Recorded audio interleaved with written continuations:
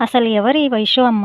తను చనిపోయిందని తెలిసినప్పటి నుంచి తనే గుర్తొస్తుంది. తను ఎవరో గూడా అసలు పరిచయమే లేదు. ఎవరో గూడా తెలీదు.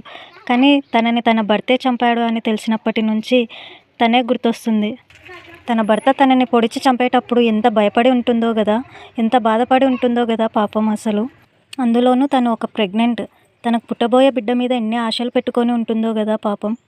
తన భర్త కడుపులో పొడవటానికి వెళ్ళినప్పుడు వైశ్య ఒక మాట అన్నదంట. ఎక్కడైనా పొడిచి చంపు గానీ కడుపులో మాత్రం పొడవకు, కడుపులో బిడ్డ ఉన్నది అని అన్నదంట. ఆ మాట విన్నప్పుడైతే నాకు చాలా బాధ అనిపించింది. ఒక్క క్షణం ఏడుపొచ్చేసింది. పాపం పిచ్చి తల్లి ఎన్ని కలలు కని ఉంటుందో గదా! ఎన్ని ఆశలు పెట్టుకొని ఉంటుందో గదా పుట్టబోయే బిడ్డ గురించి.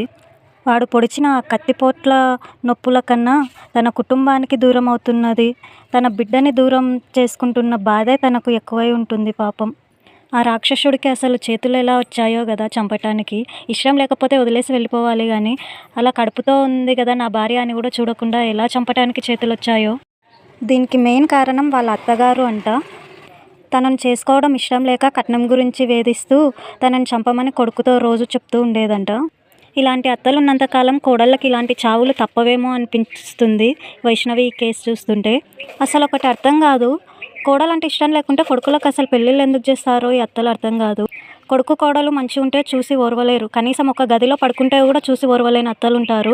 కనీసం పక్కపక్కన భార్యాభర్తలు కూర్చొని మాట్లాడుకుంటే కూడా ఓర్వలేక వచ్చి ఏం మాట్లాడుకుంటారో అని సీక్రెట్‌గా వినే అత్తలు కూడా ఉంటారు. మరి అలా ఓర్వలేని అత్తలున్నప్పుడు కొడుకులకు ఎందుకు పెళ్ళిళ్ళు చేయాలో ఏమో! అసలు ఇలా అనకూడదు గానీ అనాల్సొస్తుంది. అలా కోడల్ని పొందబెట్టుకోలేని అత్తలు అసలు మీ కొడుకులకు పెళ్ళిళ్ళు చేయకండి. కొడుకులతో మీరే ఉండండి. మీతో కొడుకులను మీతోనే పెట్టుకోండి గానీ ఇట్లా బలవంతంగా కొడుకులకు పెళ్ళిళ్ళు చేసి అన్యం పుణ్యం తెలియని అమ్మాయిల జీవితాలు నాశనం చేయకండి. లోపలేమో కొడుకు కోడలు మంచిగుంటే ఓర్వలేరు. మంది ముందరనేమో నా కొడుకుకి పెళ్ళయ్యి 2 ఏండ్లయింది, 3 ఏండ్లయింది. నా కోడలు ఇంకా నెల తప్పలేదు, కడుపు రాలేదు అని మంచి అత్తగారిలాగా బిల్డప్ ఇస్తారు. ఇలాంటప్పుడు ఎందుకు పెళ్ళిళ్ళు చేస్తారో అర్థం కాదు.